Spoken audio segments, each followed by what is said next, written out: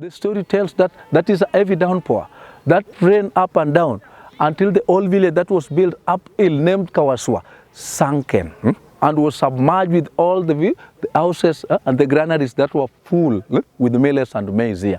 And that is where and when a name was left behind, Simbi Nyaima. Simbi is just a general name from the word first houses built for the first sons, we do call it Simba. So in vernacularly, in quote Simbani. So Simba is the first houses built for the first sons.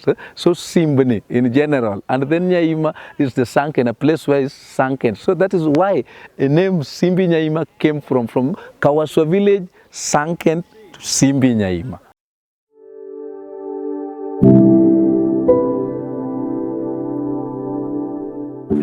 So I'm Joram Rolex, yes, a resident of Lake Simbi Nyaima, as well as a local tour guide.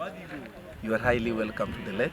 The lake itself has got two very interesting stories. It has got two versions of the story.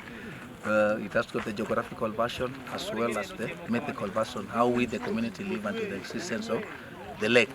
So kindly enjoy as we are walking down. Lake Simbi Nyaima has got two versions of the story. It has got the geographical version and the mythical version, how we, the community, live unto the formation of the lake.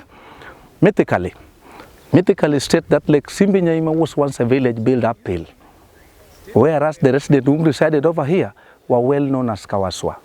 So the cause of the problem to the entire community of Kawaswa, all the way came from a certain place known as Gwase Nyandiwa, where there was a gentleman known as Nyamgondo, the son of Ombare, who caught a lady unto the lake and gave him a lot of wealth. Later he turned and abused the woman because the woman was barren.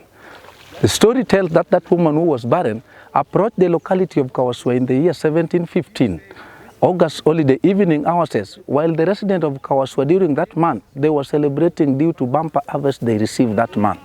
So the harvesting could be accompanied with old gentlemen surrounded together enjoying the local brew using the straw.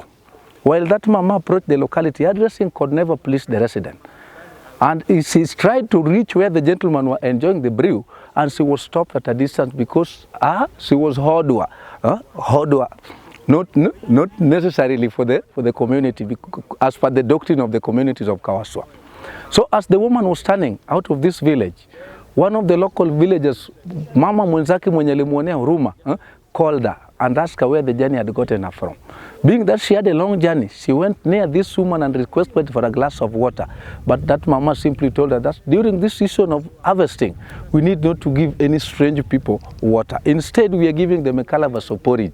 So please, mama, please, why don't you welcome? I'm welcoming you unto my house to enjoy the porridge.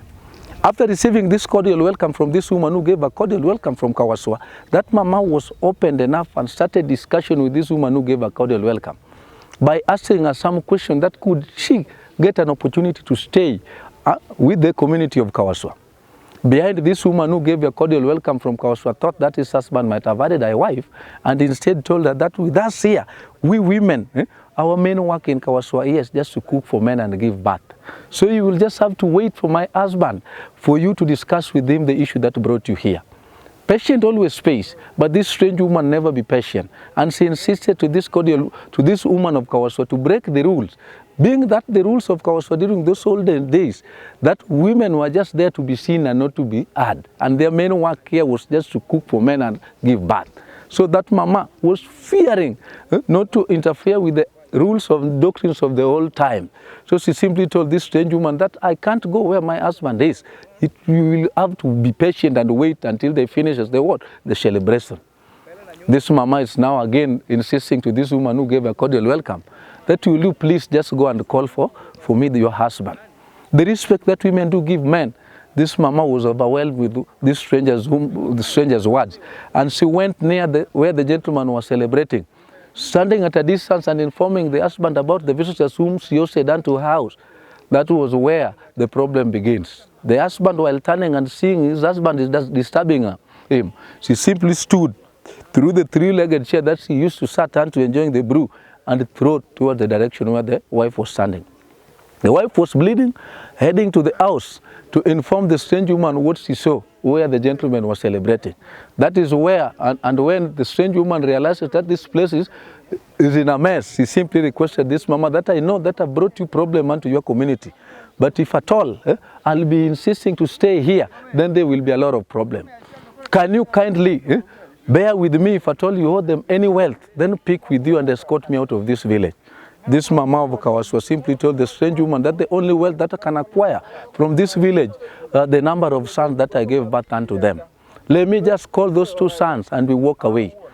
Mama was waiting them. The strange woman was also waiting them as she was calling their 2 sons.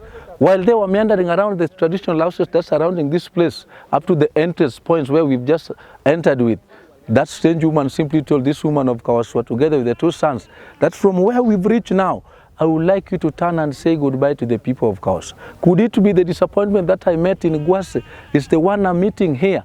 I now want to leave the resident with water that they will drink until they will never get thirst again. This history of Lake Simbi Nyaima is similar to the story in the Bible about the story of Lot, that we shall have been leaving this village, not unless I tell you to turn back.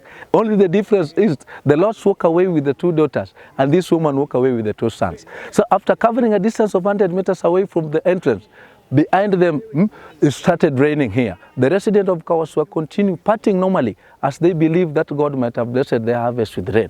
Reaching in the middle of the night, it was a heavy downpour accompanied with the lightning and heavy thunderstorm that they could not able to continue partying. That forced them to adjourn the ceremony to wait the rain if at all it could be able, they could be able to continue partying, but all was in vain.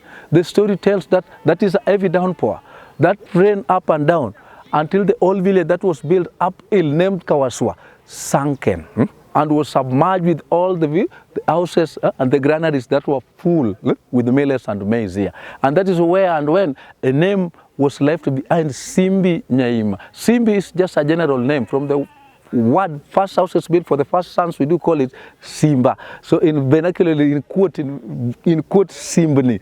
So Simba is the first houses built for the first sons.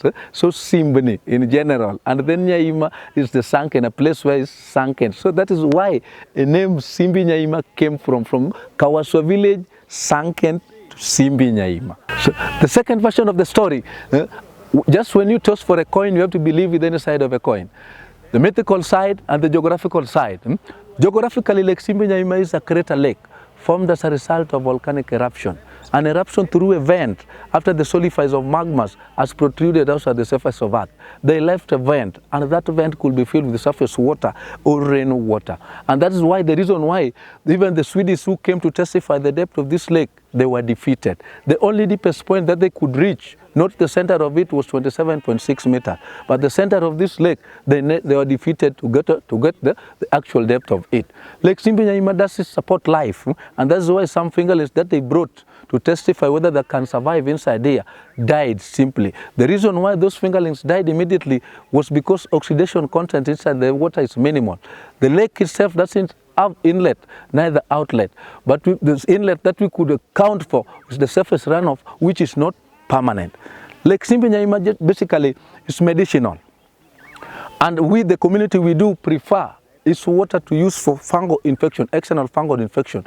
Being that this different denomination around us here do prefer the medicinal, the water value, the medicinal value the water contain in different perception. But we, the community, we do believe, and the reason as why we believe that the water can cure external infection, fungal infection, is simply because the chemical compound of this water, the pH value of this water is 9.26, and the salinity the water contain is 17.01. So it's highly basic, and that is why it's good for external fungal infection.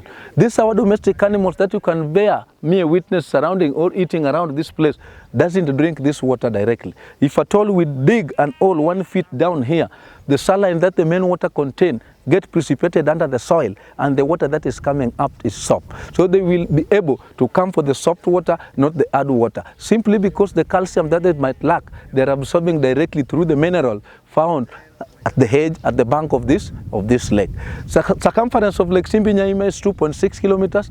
If at all you started walking all round at your normal pace, it will take you 1 hour. The general fact about Lake Simbi Nyaima, Lake Simbi Nyaima, before reaching to the general fact about Lake Simbi Nyaima, there is also, whenever there is a merit, there must be demerit. So the demerit side of the lake, people at times do commit suicide inside the lake.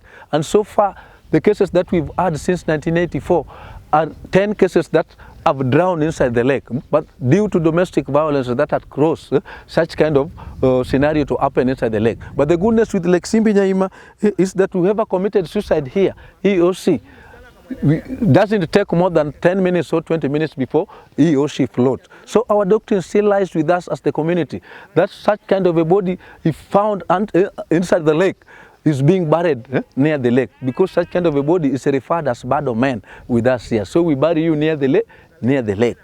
The general fact about this lake is based in Homa Bay County, and the biggest tourist destination as specified as bird sanctuary in Homa Bay County. Feel very much welcome and come back again, a visitor, for more information. I've never quoted about the flamingos. We have got the birds here.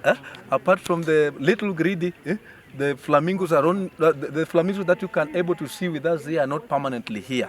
The flamingos are migrating all the way from Lake Natron, coming to feed at Lake Simbi Nyaima. Then they will be moving to Elementaita to feed and then back to breed at at Lake Natron. The types of flamingo that we are hosting at Lake Simbi Nyaima here are two species: the female flamingo, which is the greater flamingo, and the male flamingo, which is the lesser flamingo. Apart from those birds, we also have got the little greedy. Those are the kind of birds that can survive through the bacteria alone found at Lake Simbi Nyaima. We are still having butterted along this our lake, because we were still having old doctrine, whereby the sodium bicarbonate removed along these edges of the lake.